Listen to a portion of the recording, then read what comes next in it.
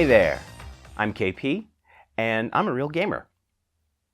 Sorry, we've actually never done this. Hold on, we've never done this before, so let me explain.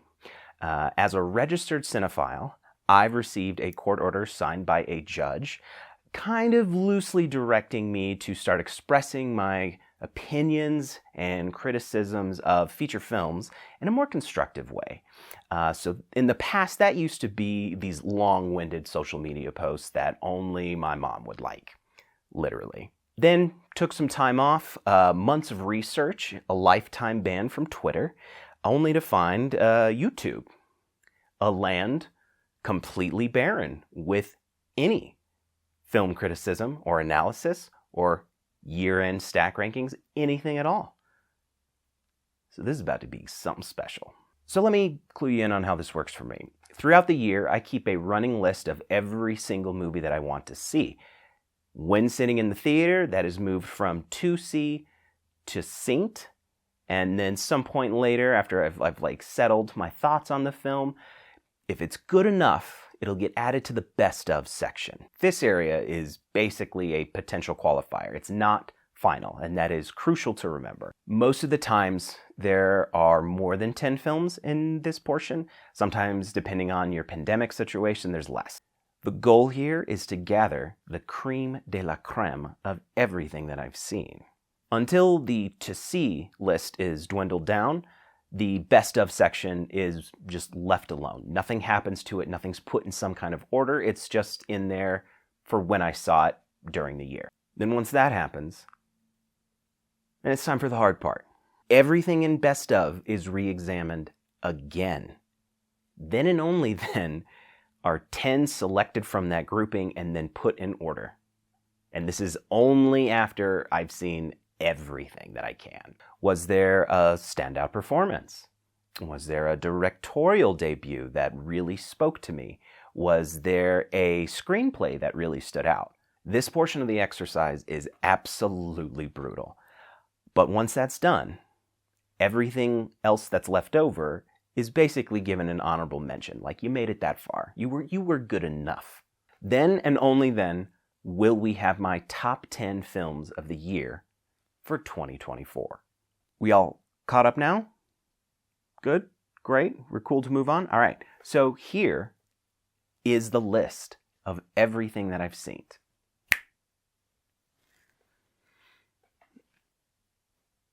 So here we have a full list of everything. 80 films in total. 60 of those were seen in a brick and mortar Cineplex, how I would prefer to watch a new movie. The other 25%, that's going to be caught at home on streaming. That is also a rule I did forget to mention. I have to have seen the movie. I might have actually mentioned that. But that's the only way it can be eligible to move into this portion. For example, hypothetically, let's say I wasn't able to see Poor Things until January of 2024, and that was released 2023. Now, I watched the movie, it's great. I cannot go back and change 2023's top 10. There's rules. You just don't do that. That's also a true story. That actually happened, and I feel terrible about it. Now, if you caught it, the ones in bold, those are what made the best of. That's what gets the honorable mention for this year. Do not go back and try to screenshot it. Do not worry. We will get there. For that section, 30 films made the list this year. 38% more than there was for 2023, and about 44.3% more films in total that are new were watched this year compared to last. So that amount of data basically tells me that we have plenty of good movies that get released all the time. And certainly seeing more increases the amount of films that I think are that good by the end of it. Basically, the best of section, these are all wonderful, but not all of them can make it into the final top 10. That's the hard part.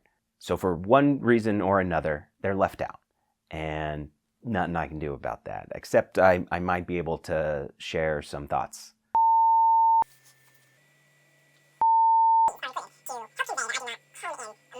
Apolitical, I mean it. Diddy bop, diddy bop.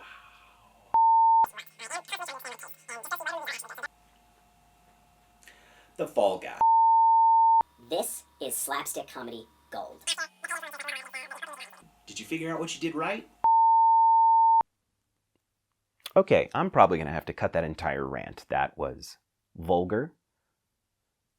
But first, stats of the top 10 films of 2024. Total worldwide box office for these masterpieces is at $1.7 billion worldwide. When it comes to rating systems, I go by Rotten Tomatoes more than anything else. Yes, I know there are other aggregates out there. Yes, I know Rotten Tomatoes is flawed.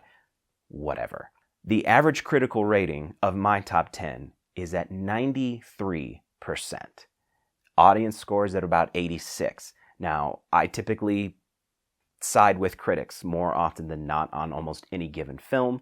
Doesn't mean either side is correct or anything like that, because it's art. It's all open to your interpretation. So whatever you like is what you like, basically. There's no score to that. So with averages that high, these are the best of the best to me. And I've seen all but one of them on opening weekend in theaters. One just got shoved onto streaming for some reason. Let us begin. First up is George Miller's follow-up to Fury Road. Long overdue. That was in 2015, so 9 years later, we get a sequel, but it's a prequel. Charlize Theron did an incredible job introducing us to this character and building that mystique around her. Even in Fury Road, the movie feels more like her story than Mad Max's story, who was Tom Hardy in that one. But the audience that slept on Anya Taylor's crack at it, shame. You done wrong. But that might not be all of their fault.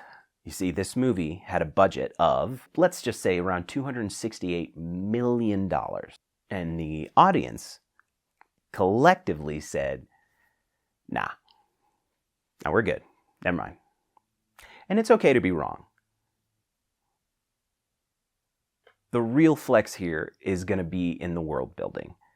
But since it's a prequel, this can only kind of fill in some gaps.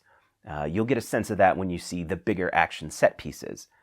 Nothing can be better than the original that we saw, which is its successors chronologically. They might not have the technological advancements of weaponry or the military strategy to figure out like a battle plan for anything like that. Chris Hemsworth's character as Dementus is the fun surprise to watch in this film, and is probably one of the stronger saving graces of the entire thing.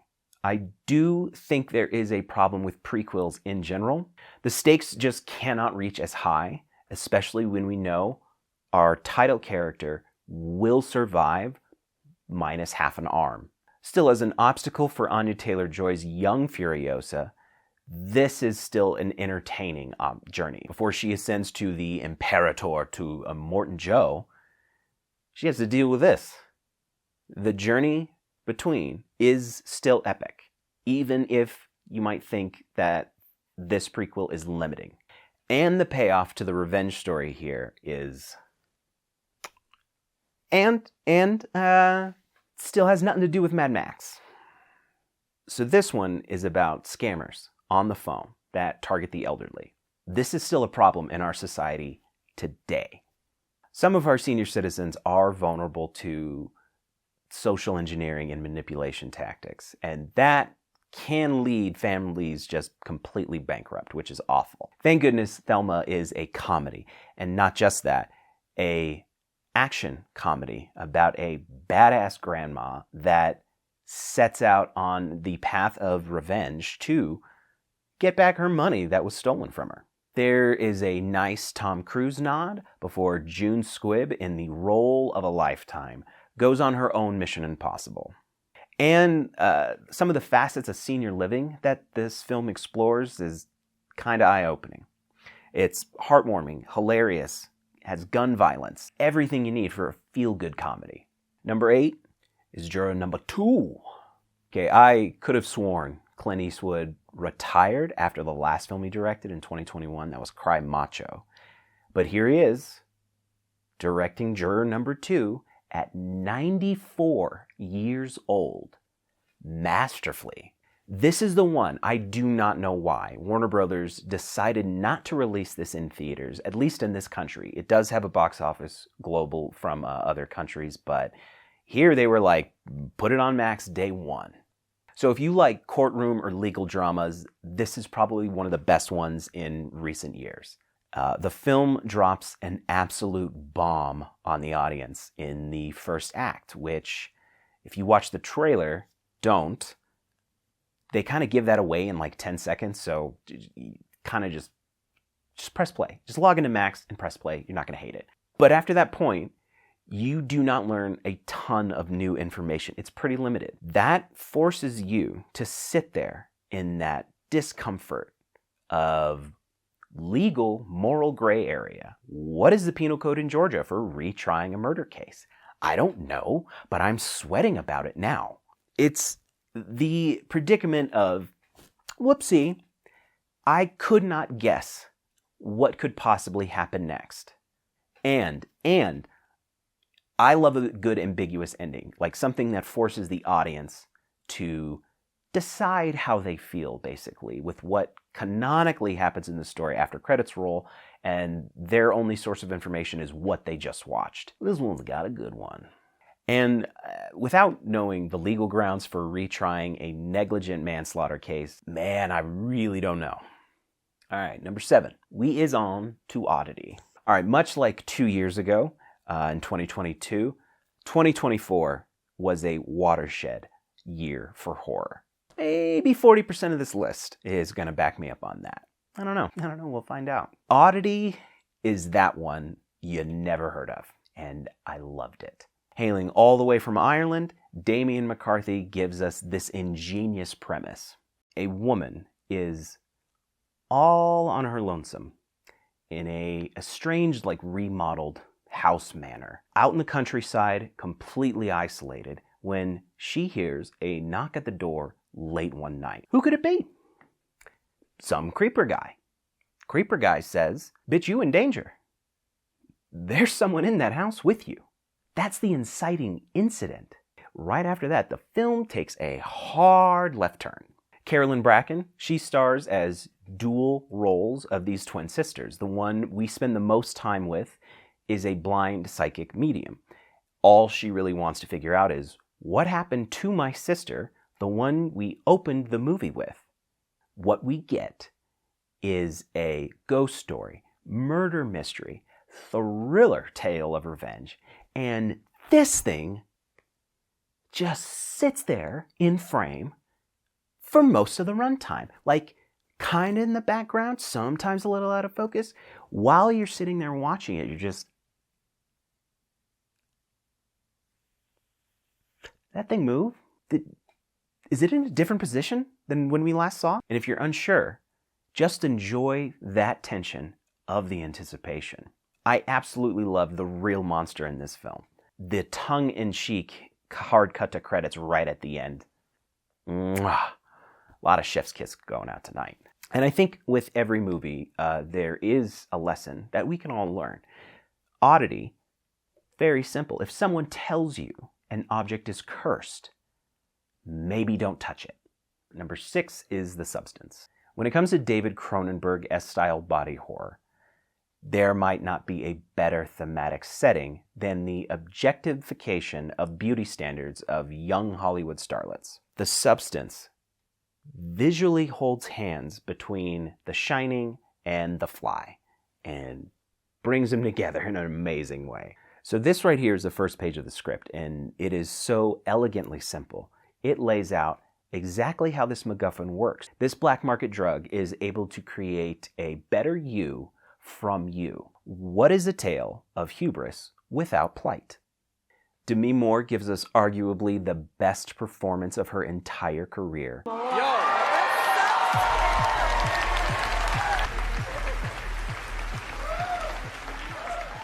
In this tragic hero's folly. Since this is about the over-sexualization of the female body, the director likes to put the camera right up on that TNA. The audience is forced to sit and ogle for so long, how uncomfortable you get might vary. Margaret Qualley's ass has more screen time in this film than Dennis Quaid's entire character. Both iterations of these ladies have a lot going on, and they are each trying to vie for more control over their own life, completely ignoring the first rule that they are one. Now, you might be thinking, nice. And it is. Until body parts start falling off, almost in the exact same order as the fly. The dangers of this drug become woefully apparent when it's far too late. The film then just keeps on going, almost becoming a black comedy by the end of it. It is just gross. Like in some parts, visually, that's gross. The visuals here are going to burrow themselves into your subconscious. Dennis Quaid just eating shrimp. There's a whole scene with him just telling Demi Moore, like, hey, your career's over. I'm going to age gate you, so take a hike, Granny. It's so nasty. If you can stomach it, this cautionary tale of Hollywood stardom and the taboo nature of just aging gracefully is definitely worth the watch. Mikey Madison as the star of Anora is a joy. If you've heard anything about her performance around the buzz of awards season, that is legit. I sincerely hope she gets an Oscar nomination for this role. It is that good. All right, no spoilers, but imagine Pretty Woman with just way more sex. That's only the first act. From there, it is a anxiety-fueled comedy with escalating gradual dire straits. If you've ever seen Uncut Gems with Adam Sandler, it is that tone of safty humor and angst perfectly meshed together for this. This movie was much funnier than I thought it was going to be. I thought this was a romantic love story straight, beginning to end. And it constantly had me guessing if there's another genre switch coming and turning it more into a serious drama. It is balanced and paced so well. Its near 2.5-hour runtime didn't even faze me. I absolutely loved it, and it's an indie darling. I did manage to see it in a theater that was packed when it was still on limited theatrical release. Now, everyone is chuckling here and there, as it's ramping up. We were howling with laughter by the end of this thing, and then somber quiet before it cuts to credits. I cannot say too much about the plot because this is a character study, and as long as the character in question is entertaining, you're good. Like, no notes. Annie the stripper from Jersey, she's that girl. All right, number 4 is Heretic. Now we're getting to the part of the list where, less I tell you about it, the better experience you'll have when you actually watch it. This is my favorite Hugh Grant role ever. He is a total villain in this. I loved seeing him step away from, that career-long typecasting that he's had to deal with. That's also, made him rich. He had to deal with being rich, but being like the same, British guy all the time. Here, luckily, he gets to do that in one of the best horror films of the year. To me. So the setup to Heretic is these 2 Mormon missionary girls going door to door, doing that thing of like, hey, do you want to talk about our Lord and Savior, Charles E. Cheese? And lo and behold, Grant is the one that opens the door. It takes place in Boulder, Colorado, but those are not Rocky Mountains. I really feel like this one was made just for me. I am definitely on board of the more recent elevated horror trend that A24 has a stellar track record of pumping out. This is wall-to-wall dialogue. 3 people standing in a room just debating religion. As a writer, that's the dream right there. Why have action when you could have perfectly built tension? And by the time he's pulling out board games for analogies, it's too late. Like, you are in too deep. You're trapped. So if you watch the trailer for this one, don't. It's going to make it look more like a cat and mouse game than the film actually is. His house is a contraption, but it is not the sprawling labyrinth that the trailer would lead us to believe.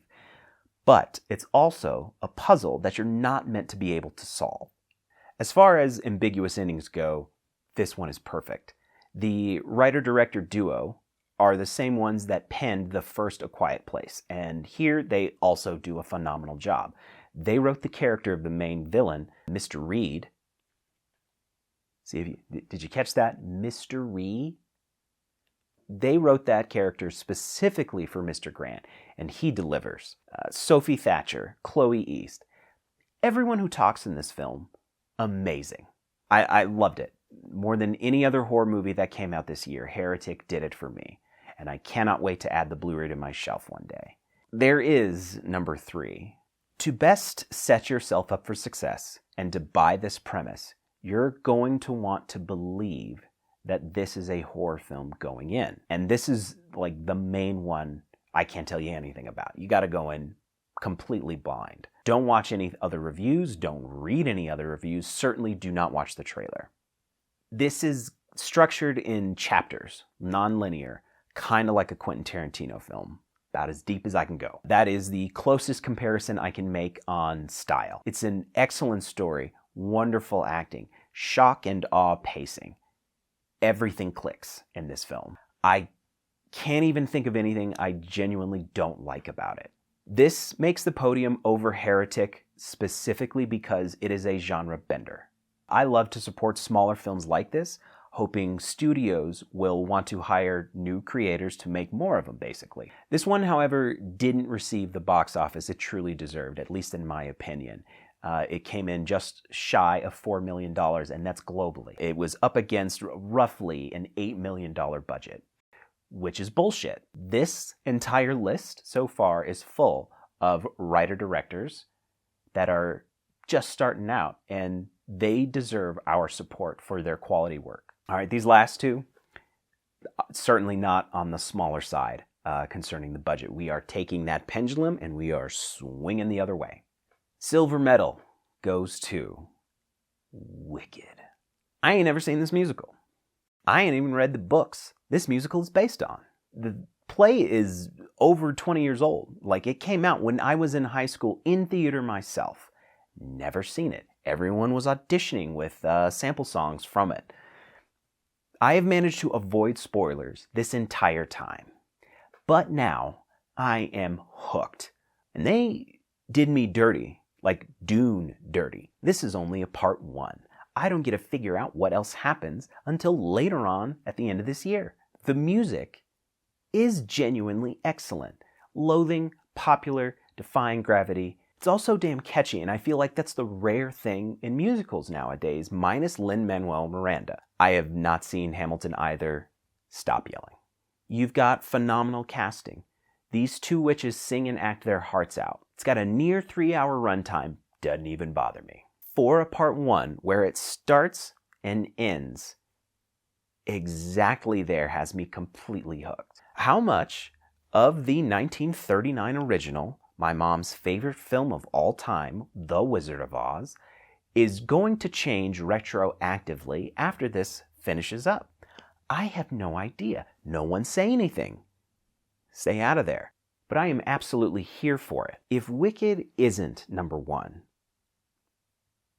must be something bigger, right? Yeah! Dune Part 2, my guy. Oh, you know how hard it is to beat a well-done epic sci-fi? Almost impossible. Denis Villeneuve seems like he's made for this. He is able to put Dune on its own against Star Wars, and never mind that property is not doing super hot right now. Dune is able to stand in its own orbit. No Death Star, no lightsabers, none of that. And it's completely its own thing.